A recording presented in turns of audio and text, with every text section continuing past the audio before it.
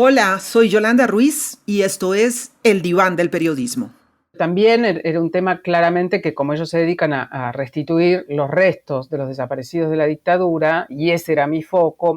Escuchen a Leila Guerriero hablando de su crónica El rastro en los huesos. Dicen que la desaparición es el peor de los delitos, peor incluso que la muerte, porque deja a las familias en un limbo sin poder cerrar un capítulo. Por eso es tan importante el trabajo de los forenses que buscan a los desaparecidos. Los restos que estaban allí, las tibias, los fémures, los cráneos con agujeros de bala, etc. Había un cuidado muy precioso, digamos, como si fueran piezas. Se trata de buscar la verdad, de hacer memoria, de cerrar ciclos. Pues bien, en la crónica de Leila Guerriero, El rastro en los huesos, ganadora del premio CEMEX, Fundación Nuevo Periodismo Iberoamericano, que hoy conocemos como Premio Gabo de la Fundación Gabo, cuenta la historia detrás de esa búsqueda de los desaparecidos y, sobre todo, cuenta la historia de quienes hacen esa búsqueda. Y creo que bastante rápidamente me di cuenta que la historia no pasaba en absoluto por las vidas privadas de ellos, excepto en aquellos puntos en los cuales sus vidas privadas se vieran afectadas por el trabajo. Leila no necesita mayor presentación, por supuesto. Ha ganado múltiples reconocimientos por su trabajo como cronista, ha publicado varios libros que han sido traducidos a distintos idiomas y podemos decir que hoy es nuestra invitada aquí en el Diván del Periodismo. En este episodio vamos a hablar de su crónica El rastro en los huesos y también de las decisiones éticas a la hora de narrar y describir hechos y situaciones que implican dolor y muerte. Hablamos también sobre cómo se construye una relación de confianza genuina con las fuentes. Soy Yolanda Ruiz y están a punto de escuchar El Diván del Periodismo. La invitada de hoy, Leila Guerriero.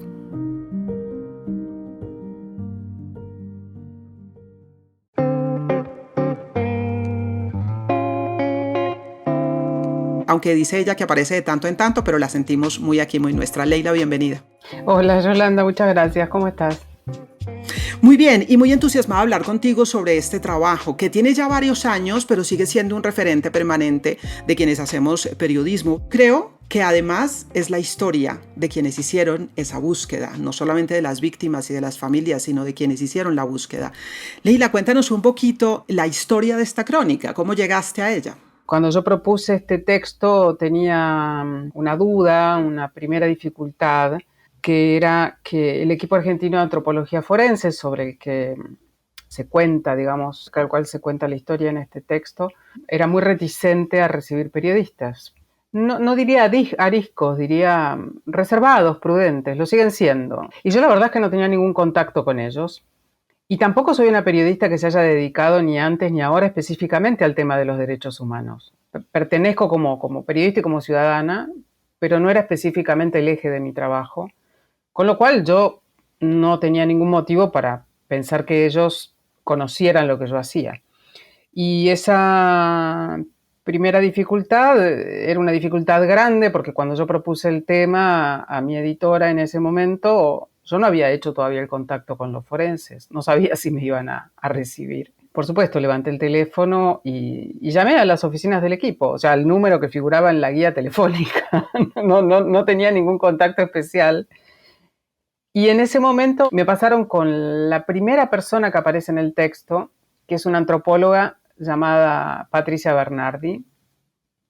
Me atendió, le expliqué lo que yo quería hacer y le propuse lo siguiente, que fue encontrarnos, conversar y que a partir de esa conversación ella y el equipo decidieran abrir las puertas o no abrirlas. Y en esa primera conversación le expuse cuál era mi idea y cuál era mi método de trabajo. Esto es, encontrarme muchas veces con ellos, entrevistar a mucha gente del equipo, compartir días de trabajo, hacer una tarea de observación fuerte, estar en la oficina, en el laboratorio donde trabajaban durante muchas horas, etc.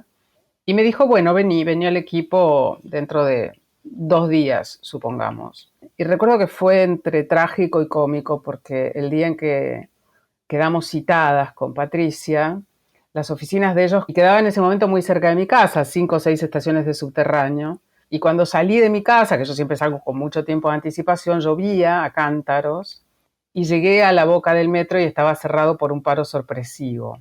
Entonces imagínate además yo soy una persona súper puntual y siempre siento que si llego 3 minutos tarde es lo mismo que si no hubiera llegado. Me da mucho pudor llegar tarde, sobre todo una entrevista. Mira que te entiendo perfectamente, porque yo también tengo un poco de obsesión con el tema de la puntualidad. Yo creo que eso tiene que ver con el oficio, mucho más si uno va para una entrevista. Me imagino el nivel de ansiedad, pero bueno, ese día finalmente lo lograste. ¿Qué más pasó? Yo corro desde hace muchos años, pero claro, estaba vestida con botas que tenían un poquito de taco, era la lluvia, no sé qué, y empecé a entre caminar y correr. Hice cálculos, dije, bueno, como mucho llegaré 5 minutos tarde, si camino y corro. Hice eso, llegué empapada 5 minutos tarde, avergonzada, pidiendo disculpas y qué sé yo, y son esas cosas que no sé si me jugó a favor, digamos, pero yo creo que Patricia me vio tan humanamente destrozada que bueno, pasamos a su oficina, me sirvió algo caliente, no sé, me sequé un poco y empezamos a conversar y en esa misma conversación me dijo, bueno, si quieres empezamos ahora. Entiendo, Leila, que al principio querías contar un poco la historia de este equipo, cómo se formó, de dónde vino, cuál era su misión en lo estrictamente profesional de lo que estaban haciendo, pero esto se fue alimentando poco a poco de otros elementos, de historias, incluso del contexto mismo de lo que pasó en Argentina con los desaparecidos. Cuéntanos un poco sobre todo este proceso. Creo que muy rápidamente empecé a darme cuenta de que lo que tenía que contar en este texto era vos pensás que cuando yo quería contar la historia del equipo argentino de antropología forense, que tiene una manera de haberse formado muy singular, que trabajaron al principio de una manera muy particular, bueno, etcétera, todo lo que cuenta un poco el texto y si vos querés después lo hablamos, pero allí se mezclaba un tema gigantesco que era la dictadura y todo lo que había pasado durante los años 70, el terrorismo de Estado, las guerrillas armadas, etcétera, y empecé a entender muy pronto que todo eso había casi como que esbozarlo como una especie de sombra, digamos, ¿no?, sobre el texto y que el foco tenía que estar puesto en lo que ellos hacían y en contar o tratar de hacerlo, cómo funciona una máquina virtuosa, digamos, de reconstrucción de una identidad, ¿no? Pero me llama la atención que tú logras narrar mucho detalle de lo que pasa. Se ve que es el trabajo lento como lo haces tú siempre, lento de estar allí, de meterte, de estar con ellos.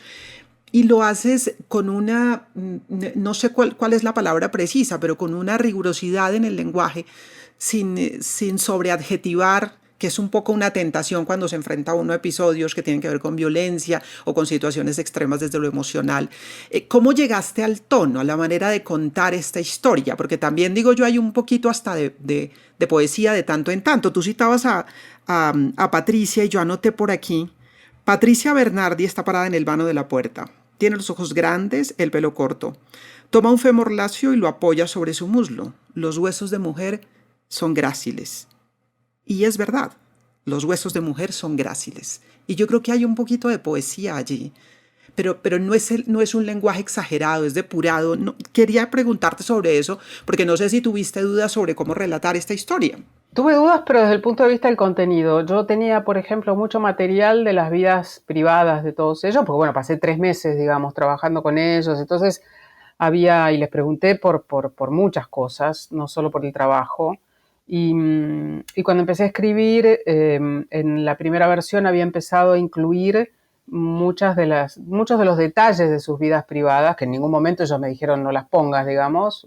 Cuando uno va a reportear, recoge mucho más material finalmente del que finalmente termina incluyendo en un texto. Y creo que bastante rápidamente me di cuenta que la historia no pasaba en absoluto por las vidas privadas de ellos, excepto en aquellos puntos en los cuales sus vidas privadas se vieran afectadas por el trabajo, ¿no? Que varios lo dicen.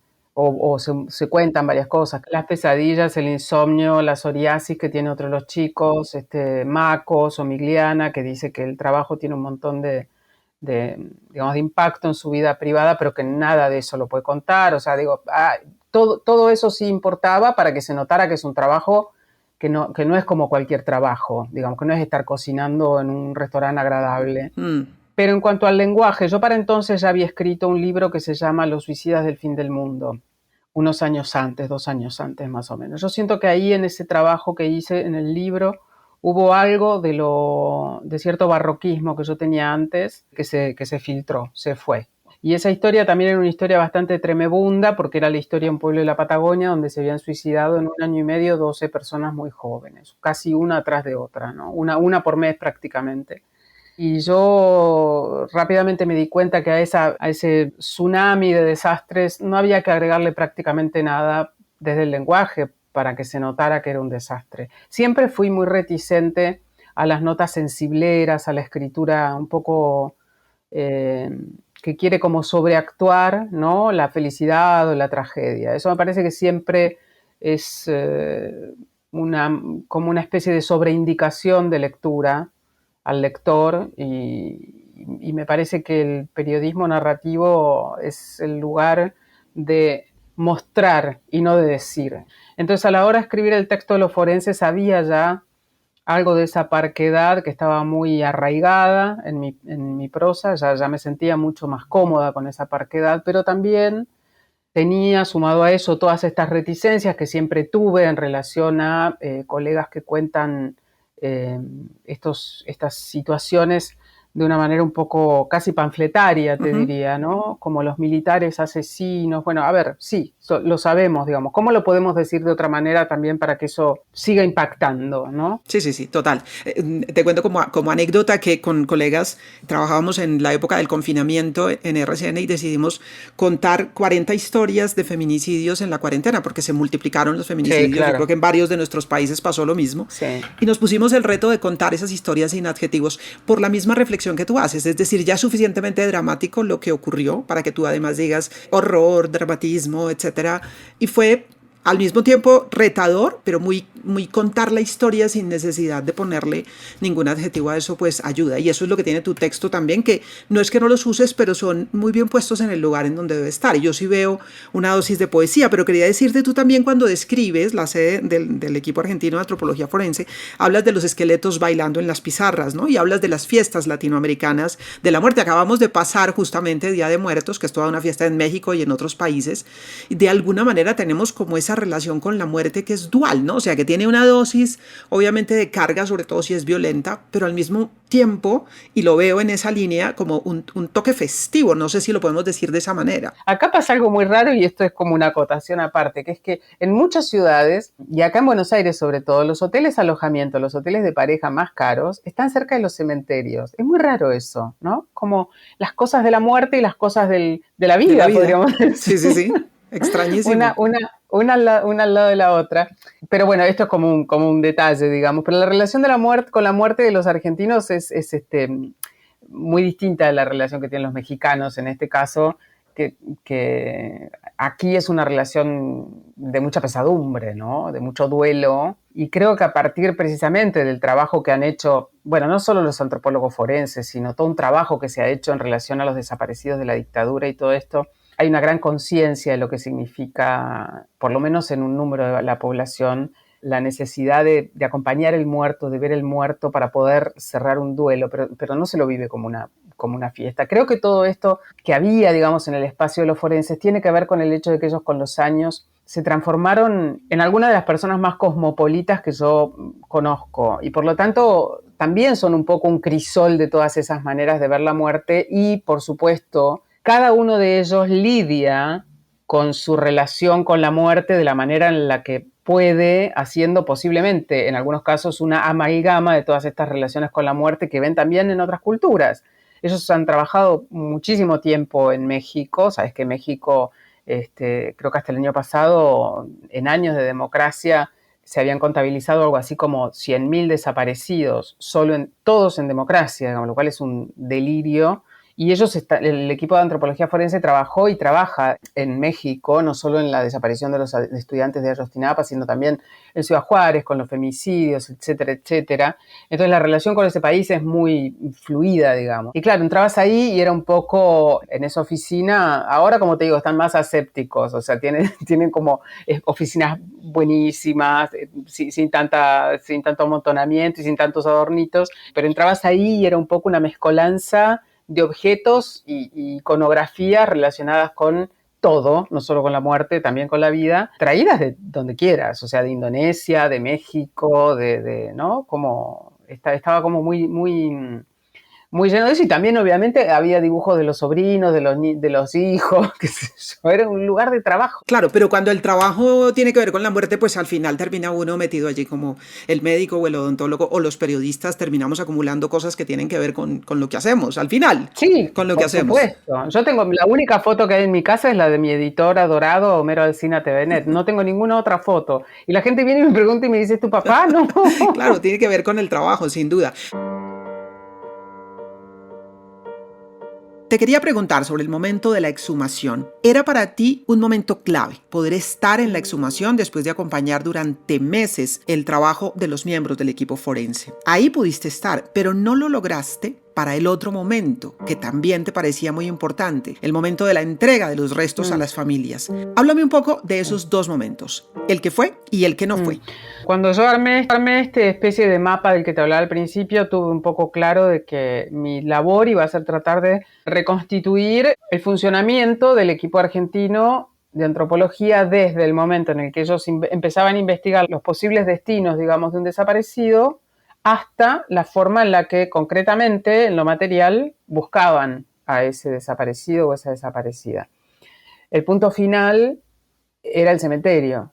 Quiero decir, o sea, el final de esta cadena de reconstrucción, si podemos pensarla de una manera fría y ruda, terminaba en una tumba y en él, ojalá que sean los restos de esa persona, ¿no? Entonces, para mí la escena del cementerio, ver cómo todo eso que yo había visto en lo abstracto, digamos, se concretaba en una situación específica, para mí era fundamental y lo planteé casi desde el principio, te diría. O sea, cuando empecé, esto es un poco también, qué sé yo, la experiencia que te da los años de reporteo. No es que llegué y dije, y además quiero ir a un cementerio. No, digamos, cuando supe bien y cuando entré en confianza y cuando ellos vieron que yo, bueno, que me gané su confianza, vieron que yo era una persona seria, que estaba allí tratando de entender la historia y no salía corriendo con mi grabador a escribir con 2 declaraciones sueltas, accedieron, pero me advirtieron que ellos tenían que consultar. Primero que no todo el tiempo están encontrando restos, es lento. Y después que en caso de encontrarlos, tenían que consultar a las familias, si la familia aceptaba que yo estuviera.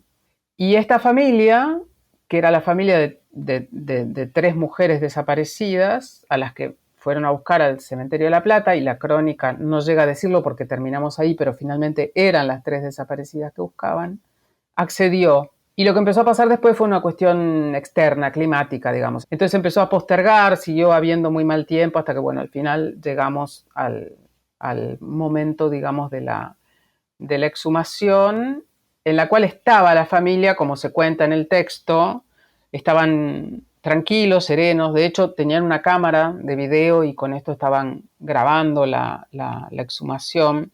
Y eso es lo que tienen los forenses también argentinos en contraste con muchos otros equipos forenses del mundo, que ellos tienen permanente contacto con los familiares. No hacen este trabajo solo como un trabajo técnico, sino que también se preocupan por la contención, por la comunicación permanente con los familiares, por entender, digamos, las contradicciones que puede tener esa gente con el hecho de que estén exhumando a su familiar.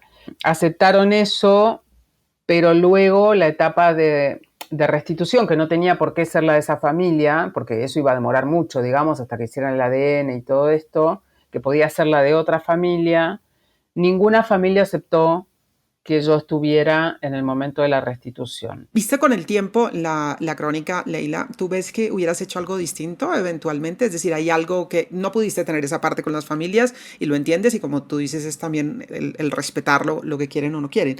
¿Pero hay algo más que te haya quedado pendiente o que hubieras hecho de manera diferente? No, la verdad que no. Siempre, digamos, o sea, con los forenses lo que me pasó fue que sentí que algunas de sus formas de trabajo resultaban muy parecidas al abordaje o al acercamiento que yo hago con mi propio trabajo en el momento del reporteo, ¿no? Sus maneras de trabajar, de hablar con los familiares, su acercamiento al tema, la distancia que toman. Y la verdad es que fue difícil retirarse de allí, en términos de que yo siento que que me quería quedar, digamos, que quería seguir yendo a ese lugar. Me parecía un sitio sumamente, no sé, como atractivo, digamos. Ellos me parecieron unas personas sumamente interesantes. ¿Se estableció como de alguna manera un vínculo personal, Leila, más allá del trabajo periodístico? Sí. 3 de las personas del equipo se transformaron en mis amigos, digamos. El presidente, su mujer y Mako Somigliana. Luis Fondebrider, Mercedes Salado y Mako Somigliana. Hasta el día de hoy, digo, yo estuve hace poquito en España, Luis Fondebrider ya no formó parte del equipo y Mercedes Salado está ya con él y sí formó parte del equipo, trabaja desde allá. Y lo primero que hice fue decirle, Luis, estoy acá, vamos a cenar. Con Mako estuve cenando antes de irme a ese viaje. Festejamos cumpleaños y todo, pero todo eso se dio, somos muy cercanos, qué sé yo, ¿qué estás leyendo? Voy para allá, vení para acá, cenamos ahora, ve, mi cumpleaños y todo. Sí, amigos, qué sé yo. Sí, una última inquietud, Leila.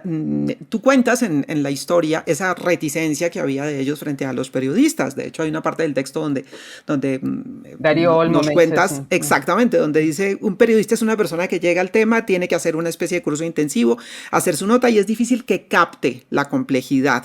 Me gustaría simplemente, dice él, que no les interese, es decir, una reticencia. ¿Cómo quebrar esa reticencia? Si hay fórmula o simplemente se fue dando por lo que pasó desde el comienzo, desde la llegada y demás, o algo que nos pueda servir a todos, porque esa reticencia es muy frecuente, ¿no? A veces no se quiere hablar con la prensa y se ponen barreras. ¿Cómo lograr quebrar esa desconfianza? En mi caso, yo la única manera que encuentro es demostrar, digamos, con mi presencia, con mi trabajo, con las preguntas que hago, con la información que voy recogiendo y que voy cotejando con ellos, etcétera, que estoy completamente interesadísima, que no hay nadie más importante en ese momento que la historia de ellos, para mí, nada más importante. La permanencia, el hecho de ir todos los días, el hecho de que me dijeran, mañana pasa tal cosa a las 2 de la tarde, y que para mí fuera complejísimo porque yo en ese momento estaba trabajando en la revista del diario La Nación y este texto no era para la revista del diario La Nación, era para otra revista, y que a mí no me importara nada y yo saliera corriendo y metiera cualquier excusa en la revista y dijera me voy a, no sé, nunca dejé de cumplir con mi trabajo, digamos, pero tenía clarísimo que yo esa historia la quería contar y estaba dispuesta a hacer lo que fuere para contarla. Entonces esa especie de disponibilidad, de entrega, te diría yo, y pequeños mensajes que vas lanzando de manera un poquito subliminal, ¿no? Como que demuestren que el otro día cuando dijeron tal cosa estuviste atenta, entonces ahora te gustaría preguntar sobre tal, o sea, como que se den cuenta que estuviste todo el tiempo con los ojos y los oídos muy abiertos y que hay un nivel de seriedad y de entrega fuertes. Y supongo que lo demás también tiene que ver con el hecho de encontrarse con alguien que no está levantando el dedo y juzgando y que no establece un juicio moral ni positivo ni negativo acerca de lo que hace el otro, ¿no? Que simplemente está ahí para tratar de contar una historia genuina, con todas sus sombras y todas sus luces, ¿no? Entonces creo que no hay una fórmula, sino que hay como una situación de respeto, de permanencia, también el hecho de ser como muy discreta, muy cuidadosa, cosas tontas como pedir permiso, por ejemplo. Digo, yo no me metía en cualquier lado, aunque me habían dicho, vos andá donde quieras. Yo, digo, antes de entrar a una habitación donde estaban haciendo un estudio de unos restos, yo, aunque la puerta estuviera abierta, preguntaba, hola, ¿qué tal? Permiso, soy Leila, ¿puedo pasar? Qué sé yo. Digo, todo eso va formando también una cierta idea de la, podríamos decir, impecabilidad que intentás tener con tu trabajo, ¿no? Clave en lo que nos dices. Sí, tiene que ver con el respeto, con la presencia, con estar ahí, con dedicar la atención, con tener interés real en contar la historia. Leila, sabemos que tienes mil cosas para hacer en este día y te agradecemos especialmente que hayas sacado estos minutos para compartir en el diván del periodismo. Ha sido de verdad un gusto y un honor tenerte con nosotros. Mil y mil gracias. Gracias a vos, Yolanda, a la Fundación, a ustedes, gracias a la gente que está detrás grabando y que organizó todo esto para que saliera bien, y gracias por esta conversación. Que tengas un lindo día y todos los colegas y compañeros también. Un besito.